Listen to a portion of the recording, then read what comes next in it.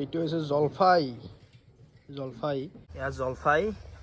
boil কৰি কাটি কিনে হালধি নিমখ সানি ৰেডি কৰা হৈছে প্ৰসেসিং হৈ আছে এইবিলাক ৰ'দত শুকাই আছে এতিয়া ইয়াতে কি আছে শুকান জ্বলা ধনিয়া জিৰা আজৱাইন তেজপাত আৰু কিবা কিবি আছে আৰু এইবিলাক প্ৰসেসিং হৈ আছে কেৰাহীত ভজা সকলোখিনি বস্তু ইয়াতে গুড়া কৰি লোৱা হৈছে কি দিলা হেৰি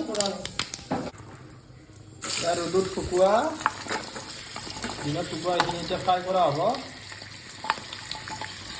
এয়া বগা সৰিয়হ মানে ভিনেগাৰত 2 ঘণ্টা ভিজোৱাৰ পিছত মিক্সিত পেষ্ট ৰেডি কৰা হৈছে এয়া কেৰাহীত ভাজি লোৱা মছলাখিনি গুড়া কৰি ইয়াতে ঢালি দিয়া হৈছে এনেকৈ ভাজিব লাগিব কিছু সময় মানে মই কৈ আছোঁ মিছেছে কৰি আছে কামখিনি এয়া সৰিয়হ যে পিচি লৈছিলোঁ এতিয়া ঢালি দিয়া হৈছে কিছু সময় ভজাৰ পিছত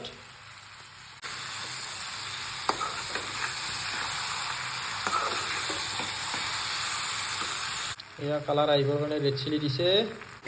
অলপ ভাজি দিছোঁ বাৰু ময়ো লাহে লাহে খাবতো মই বেছিকৈ লাগিব ন মোক আচাৰৰ শক্তি অলপ বেছিটো এয়া প্ৰায় 20-25 মিনিট ফ্ৰাই কৰা হ'ল এতিয়া অকণমান ঠাণ্ডা হ'ব দিছে ইয়াৰ পৰা নমাব লাগিব এতিয়া আচাৰ ৰেডি হৈ গৈছে বটলত থৈ ৰ'দত দিয়া হৈছে মানে গুৰ মিঠাই দি কিনে বনোৱা হৈছে এটা প্লেটত লৈ কিনে দেখাই আছোঁ বাৰু এইটো এটা বেলেগ ফ্লেভাৰ দুইটা আচাৰৰে কালাৰ বেলেগ বেলেগ